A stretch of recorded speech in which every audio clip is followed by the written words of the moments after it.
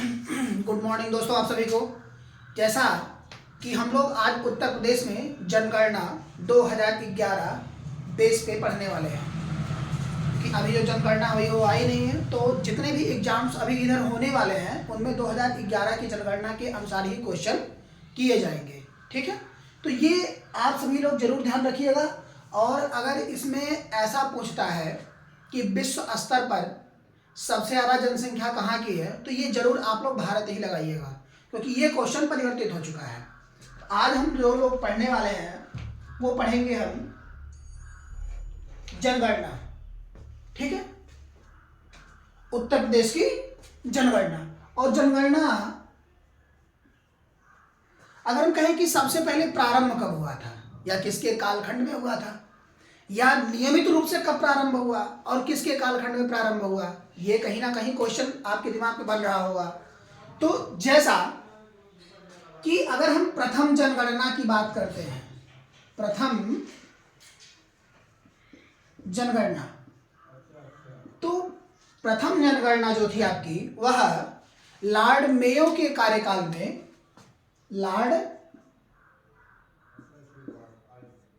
Mayo के कार्यकाल में 1872 में हुई थी। कब हुई थी? 1872 में। लेकिन यह एक ऐसी जनगणना थी जो कि सक्सेस नहीं हो पाई थी। मतलब जैसे हुई तो थी लेकिन उतना नहीं जितना चाहिए, लेकिन नियमित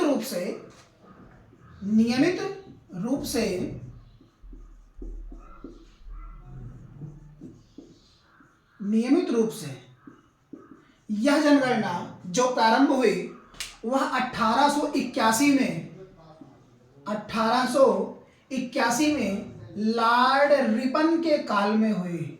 लॉर्ड रिपन के काल में हुई। ठीक है, ये आप सभी के यहां तक समझ में आ गया। अब इसके बाद 2011 की जनगणना, स्वतंत्रता के बाद यह 7वीं जनगणना थी। कौन सी? 7वीं जनगणना। 7वीं जनगणना कैसी? स्वतंत्रता के बाद। स्वतंत्रता के बाद यह थी 2011 की जनगणना। यानी कि 7वीं जनगणना थी स्वतंत्रता के बाद। कौन सी? 2011 की जनगणना। यहां तक क्लियर हुआ? इसके बाद 1872 में 15वीं जनगणना 2011 की मानी गई। 7वीं जनगणना थी, 1872 से 15वीं जनगणना 2011 की थी। यानी कि अगर हम यहां से माने 1872 से, तो 1872 से लेकर के 1872 से लेकर के 2011 तक, ठीक है, 15वीं जनगणना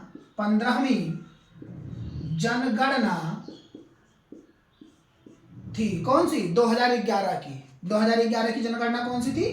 15वीं। यानी कि इसके पहले यहां कितनी जनगणना हो चुकी थी? अगर ये 7वीं जनगणना थी 2011 की जनगणना, तो उसके पहले 8 हो चुका था। कितना हो चुका था? 8। यानी कि नियमित रूप से तत्परता से 1881 में चालू हुआ, लेकिन उसके पहले कहां हो चुका था? 1872 में। यानी कि 1872 से लेकर के और ये आपका 2011 तक चला, लेकिन यह नियमित रूप से नहीं था, और यह नियमित रूप से हुआ 1881 से। क्लियर हुआ यहां तक आप सभी का? अब इसके आगे चलते हैं। 2011 के अनुसार हमें जैसे कि उत्तर प्रदेश पढ़ना है, जनगणना 2011 के अनुसार जो हमारे उत्तर प्रदेश की टोटल जनसंख्या है,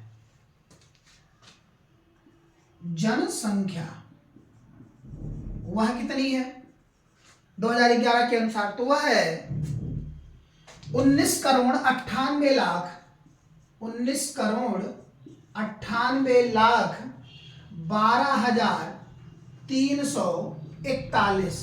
कितनी है? 12,341। इसमें आपके मेल प्लस फीमेल दोनों है, मेल प्लस फीमेल दोनों है। अब इसमें अगर हम इनके डिवाइडेशन करें, यानी कि बंटवारा कर दें मेल और फीमेल में, तो हम यहां देखते हैं क्या, पुरुष एवं महिला। इसमें पुरुष जो है वह परसेंटेज के हिसाब से 52.29% है, 52.29%, जो कि कुल जनसंख्या का 10,44,80,510 है। कितने हैं? 510। इसके बाद इसमें से घटाने के बाद जो महिला का बचेगा वो महिला का हो जाएगा, तो कितना? 9,53,00,000, जो कि ये कितने हैं? ये है आपके 47.71%। ठीक है, तो ये हमारा हो जाएगा 9,53,31,831। ये हमारी महिला जनसंख्या है। ठीक है, क्या है? महिला जनसंख्या। अब जैसे अगर हम उत्तर प्रदेश में दशकीय वृद्धि दर की बात करें, तो दशकीय वृद्धि दर जो सबसे ज्यादा देखा गया था, दशकीय वृद्धि दर का मायने होता है कि प्रत्येक 10 वर्षों में कितनी वृद्धि हुई, प्रत्येक 10 वर्षों में कितनी वृद्धि हुई। तो ये जो उत्तर प्रदेश की जनसंख्या में वृद्धि देखी गई थी वह 2001 से 2011 के अंतर्गत हुई थी, जो कि 20 से 30% हुई थी। कितनी? 20 से 30%, जो कि सबसे हाईएस्ट थी उस समय की। अगर वार्षिक वृद्धि दर की हम बात करते हैं इसमें, तो वह वार्षिक वृद्धि दर 1 से 8.5% के आसपास थी। ये थी आपकी वार्षिक वृद्धि दर। वार्षिक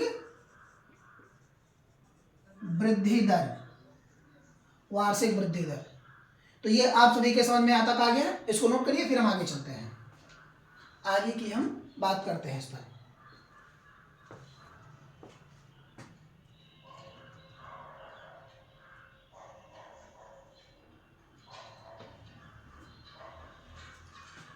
क्लियर हो गया है बेटा इसको? चलिए,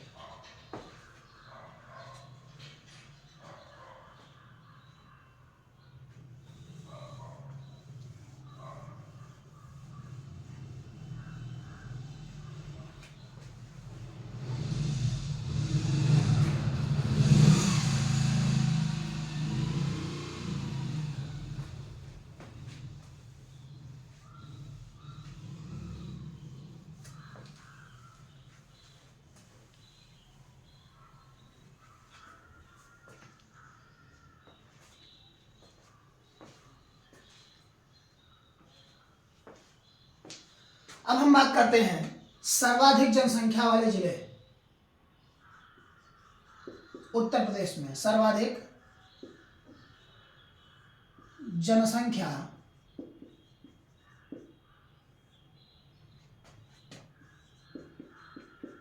वाला जिला।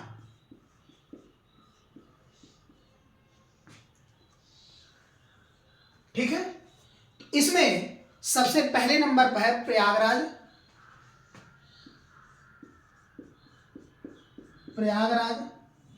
दूसरा है आपका मुरादाबाद तथा तीसरा है आपका गाजियाबाद।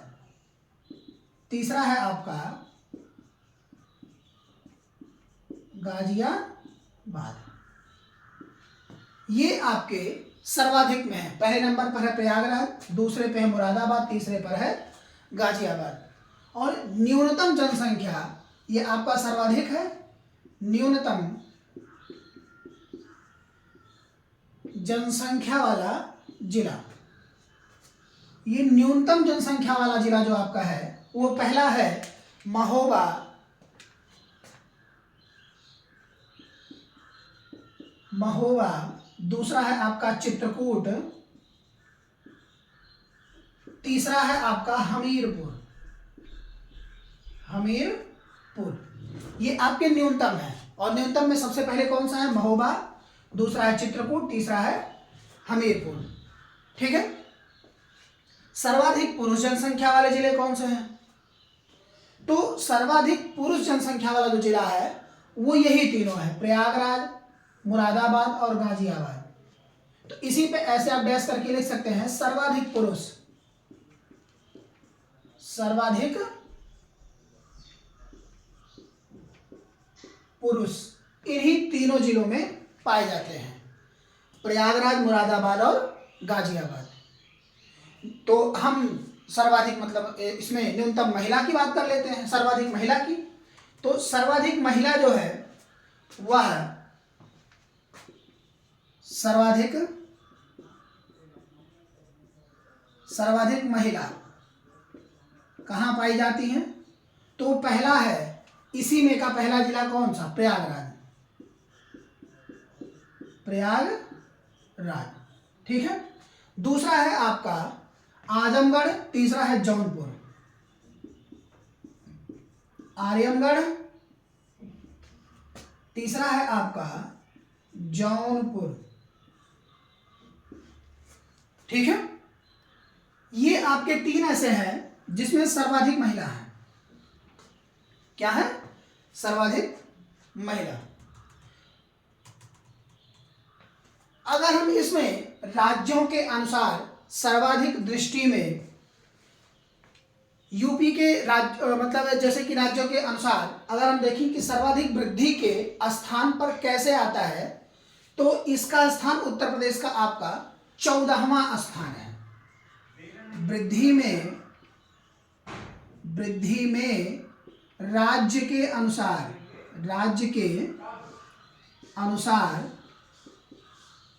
कौन सा है? 14वां राज्य आपका उत्तर प्रदेश है, जो कि सर्वाधिक वृद्धि दर नोट किया गया। इसमें इतना आप लोगों को क्लियर हुआ? अब इसमें राष्ट्रीय स्तर पर वृद्धि दर की अगर हम बात कर लें, राष्ट्रीय स्तर पर, तो राष्ट्रीय स्तर पर जो यह वृद्धि है वो आपका 17.7%, 17.7%। ये राष्ट्रीय स्तर पर उत्तर प्रदेश का है, और ये राज्यों के स्तर पर वृद्धि 14। यहां तक क्लियर हुआ आप लोगों को? कोई डाउट तो नहीं है? अब इसके आगे हम चलते हैं। इसके आगे में जैसे सर्वाधिक वृद्धि वाले जिले, सर्वाधिक वृद्धि वाला जिला,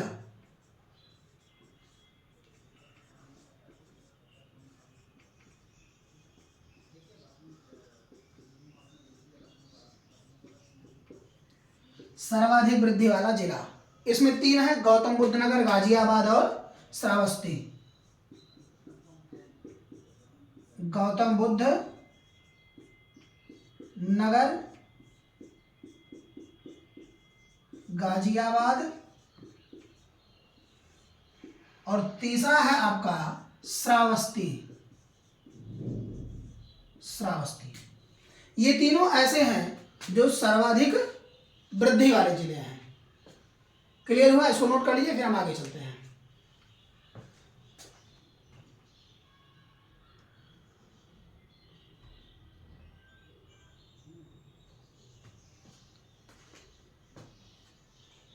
क्लियर हो रहा है ना? चलिए आगे चलते हैं।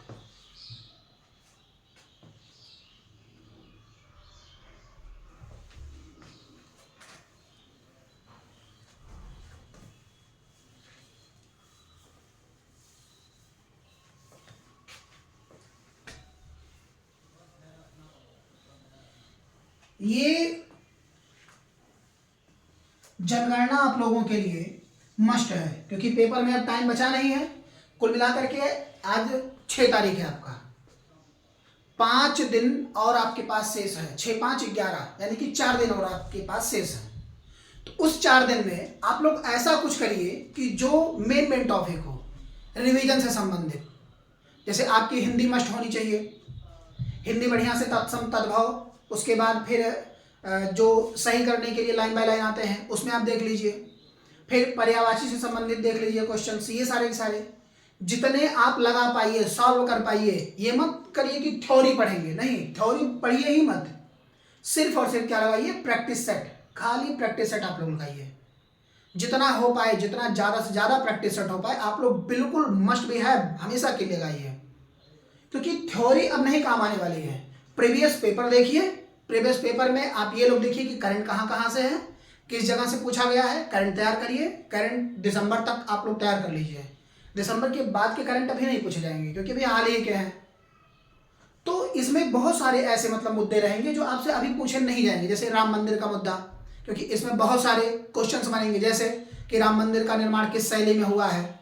तो प्राचीन पद्धतियों में आपने नागर शैली, बेसर शैली, ये सब के बारे में पढ़ा होगा। तो ये सारे के सारी चीजें अभी आपके एग्जाम्स में, जैसे पीसीएस का एग्जाम जो आपके होने वाला है उसमें ये क्वेश्चन पूछे जा सकते हैं, लेकिन अभी ये क्वेश्चन तत्काल में नहीं बनेंगे।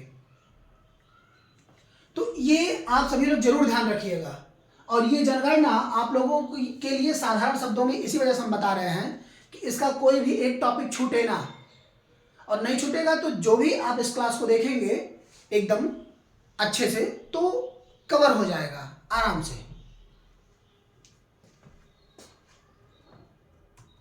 जैसे अभी हम दशकीय वृद्धि दर पे बात किए हैं, अब हम बात करेंगे दशकीय वृद्धि दर वाले जिले की।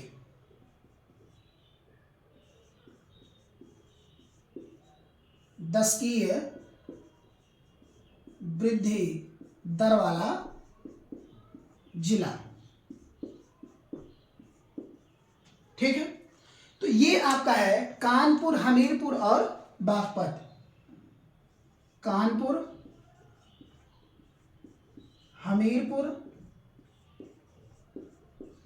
बागपत, ये ऐसे जिले हैं जो सर्वाधिक दशकीय वृद्धि दर में आते हैं।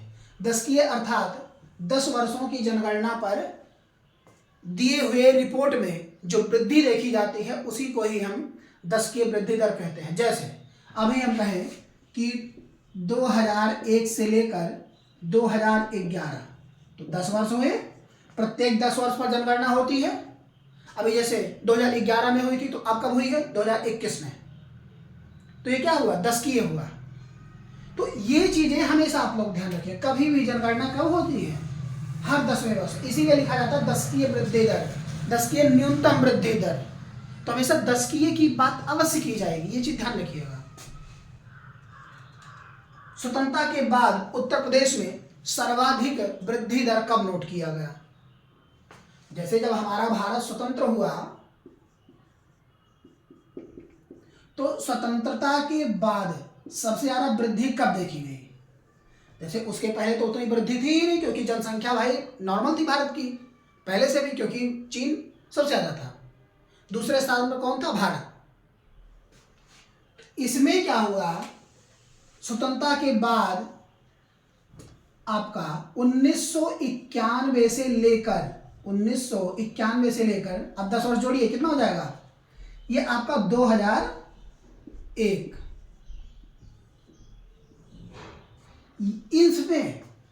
इसमें सर्वाधिक वृद्धि नोट की गई, सर्वाधिक वृद्धि नोट की गई थी। क्लियर हुआ ना, तो ये सर्वाधिक वृद्धि में था। हम आगे चलते हैं। अब हम बात करेंगे उत्तर प्रदेश के न्यूनतम दशकीय वृद्धि दर, यानी कि अब ये क्या था, स्वतंत्रता के बाद सर्वाधिक वृद्धि दर और न्यूनतम वृद्धि दर अब। तो ये कैसे, न्यूनतम वृद्धि दर, इसका रेट क्या हो जाएगा, ये आपका 1951 से 1951 51 से 10 वर्ष जोड़िए 1961। और इसमें अगर सर्वाधिक है, इसमें क्या होगा, न्यूनतम वृद्धि। क्लियर हो गया? तो ये चीज आप लोग जरूर ध्यान रखिएगा। देश के जनसंख्या घनत्व में 382 प्रति व्यक्ति किलोमीटर, प्रति वर्ग किलोमीटर, कितना, 382। ये है देश का जनसंख्या घनत्व, 382 किलोमीटर। देश का जनसंख्या घनत्व,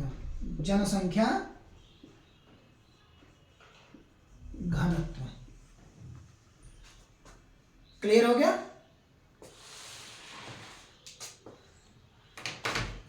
यहां तक क्लियर हो गया आप लोगों का? अब इसके बाद हम इसके जो क्वेश्चंस हैं और कुछ थोड़े बहुत टॉपिक इसमें बचे हुए हैं, इस पर हम कल चर्चा करेंगे, ठीक है? तो आप सभी लोग ज़्यादा से ज़्यादा प्रिपरेशन करिए, करंट की तरफ ध्यान दीजिए और सॉल्व पेपर को जरूर लगाइए और जितना भी हो सके उतना कवर अप करने की कोशिश करिए, ठीक है? आज के लिए इतना ही, बाकी क्लास हम कल बात करेंगे। Thank you.